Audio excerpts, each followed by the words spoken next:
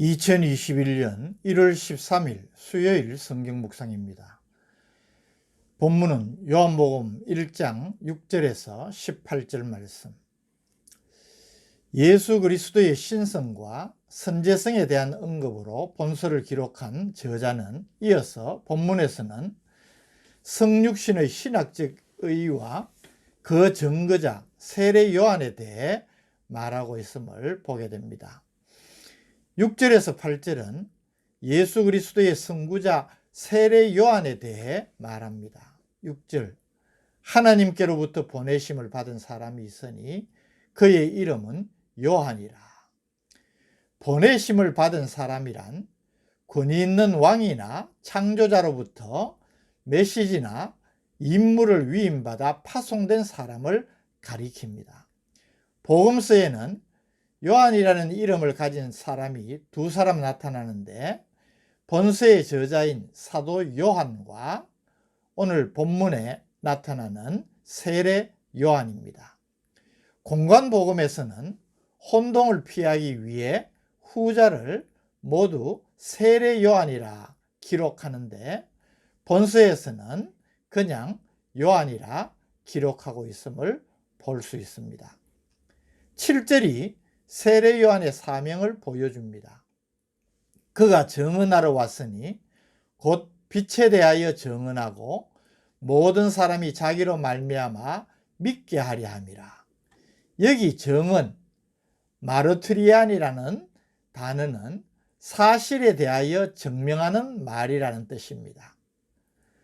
요한의 사명은 세상의 빛으로 오신 예수 그리스도, 즉 역사 가운데 실제적으로 오신 예수님을 사실에 입각하여 증거하므로 모든 사람이 자신의 증거로 말미암아 예수 그리스도를 믿게 하는 것임을 보여줍니다. 8절, 그는 이 빛이 아니요 이 빛에 대하여 증언하러 온 자라. 당연한 말이지만 이것을 강조하는 이유는 세례 요한에 대한 당시 사람들의 오해 때문입니다.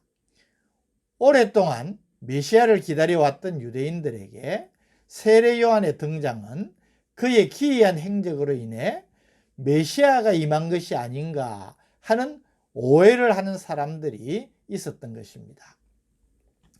9절에서 14절은 예수 그리스도의 성육신의 신학적 의의와 목적 그리고 세상 사람들의 반응을 보여줍니다. 9절, 참빛, 곧 세상에 와서 각 사람에게 비추는 빛이 있었나니. 빛 대신 예수 그리스도를 소개하고 증거하는 세례 요한에 대해 언급한 사도 요한은 다시 앞달락의 주제였던 생명과 빛에 대하여 말합니다. 참 빛의 이 참은 일반적으로 쓰이는 진짜 순수한을 뜻하는 알레데스가 아닌 알레디논이라는 단어입니다. 즉 그릇됨의 반대인 참이 아니라 불완전의 상대적 개념인 완전을 가리키는 참이라는 단어입니다. 어둡고 불완전한 이 세상을 완전케 하시는 참 빛이심을 보여주는 것입니다.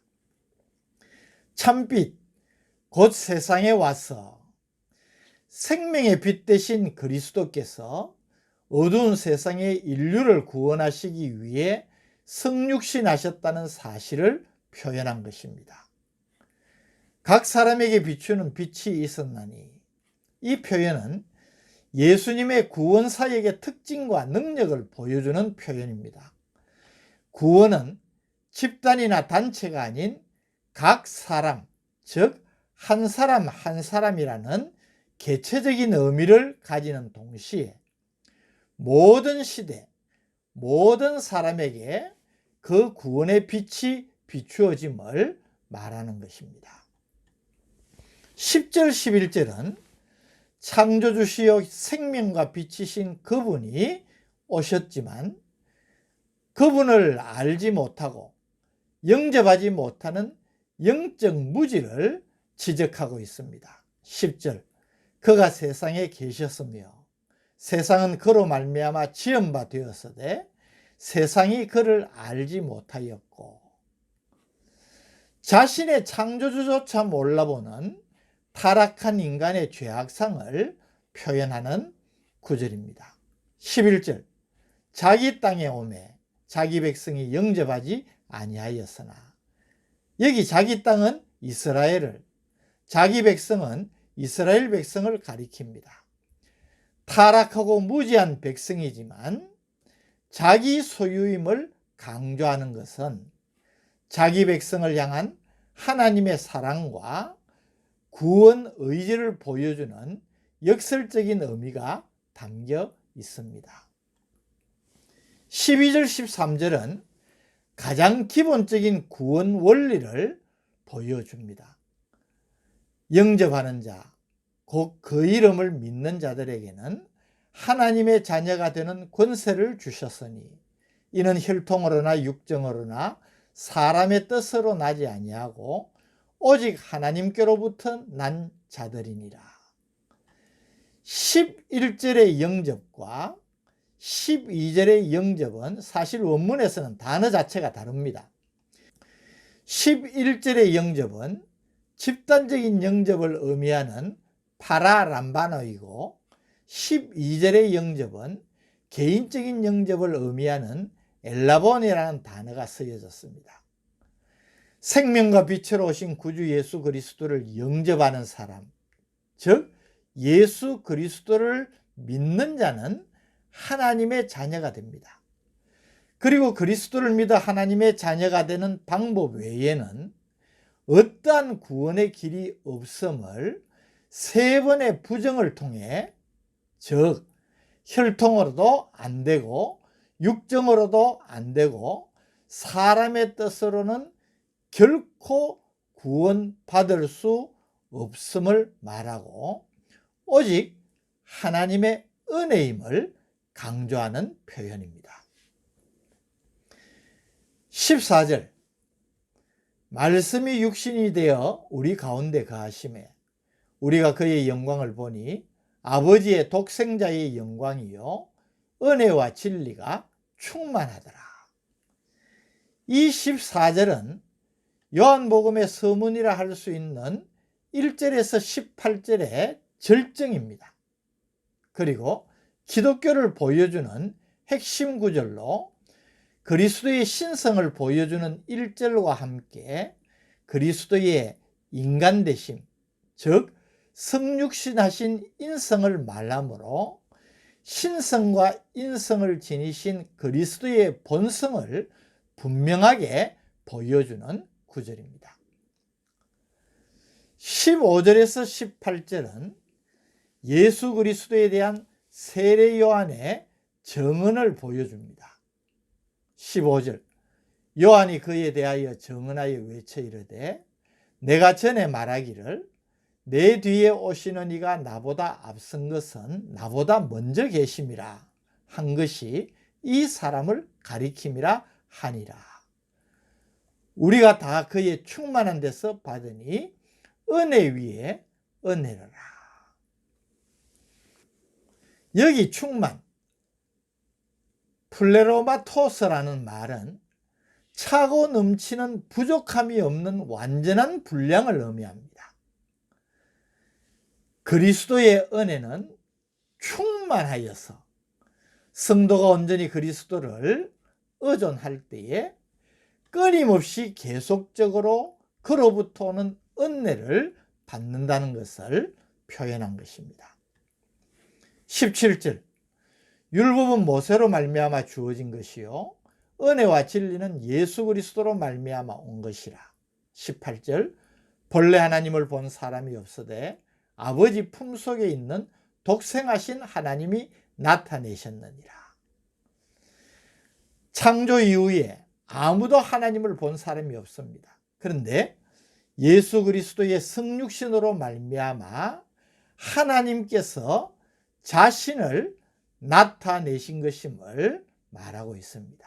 14절에서 아버지의 독생자라는 표현으로 예수님의 신성을 나타냈던 본서의 저자 사도 요한은 18절에서 독생하신 하나님이란 표현을 통해서 예수님께서 하나님이심을 분명히 밝히고 있는 것입니다.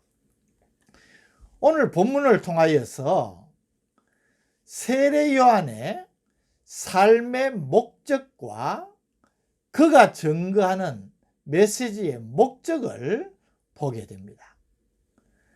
세례 요한의 삶의 목적은 그리스도를 증거하는 것이고, 그가 증거하는 목적은 모든 사람이 자기로 말미암아 예수 그리스도를 믿게 하는 것입니다. 이 세례 요한이 보여주는 삶의 모습은 오늘 우리의 삶 자체를 돌아보게 만듭니다. 세례 요한이 가졌던 삶의 목적은 바로 우리의 삶의 목적을 보여주는 것 아닙니까? 그리고 자신의 증거를 통하여서 모든 사람이 예수 그리스도를 믿어 구원을 얻게 하려 하는 이것은 바로 오늘 우리의 복음적인 사명임을 깨우쳐 주는 것입니다. 오늘 이 말씀을 우리들이 묵상하면서 나는 내 인생의 목적, 삶의 목적을 무엇이라고 생각하는가 돌아보게 됩니다. 그리고 내가 만일 내 삶의 목적이 그리스도를 증거하는 것이라는 것에 동의를 한다면, 그래서 진정으로 예수 그리스도를 믿고 그분을 증거하는 복음적인 삶이 나의 삶에 주신 사명이라고 생각한다면, 나로 인해 예수를 믿고 구원받은 사람이 얼마나 되는가 냉철하게 우리의 삶을 점검해 보지 않을 수 없는 것입니다. 오늘 이 말씀을 통하여서 우리의 삶의 목적과 우리의 삶에 하나님께서 주신 사명을 다시 한번 확인하고 깨닫고 받아들이고 그것을 삶 속에서 충성되게 행하는 복된 성도가 되었으면 좋겠습니다. 오늘 말씀을 통하여서 특별히 세례 요한의 삶의 목적과 자세를 우리들에게 보여주심으로 우리의 삶의 목적과 사명을 다시 한번 깊이 생각하게 하시니 감사합니다. 목적과 본분과 사명을 잊어버리고 망각한 채 살아가는 어리석은 삶이 되지 않기를 원합니다. 다시 한번 사명에 충실한 삶을 회복하며 그 일로 우리의 삶이 가치 있고 의미 있는 삶이 될 수 있도록 성령으로 도와주옵소서. 예수님 이름으로 기도드립니다. 아멘.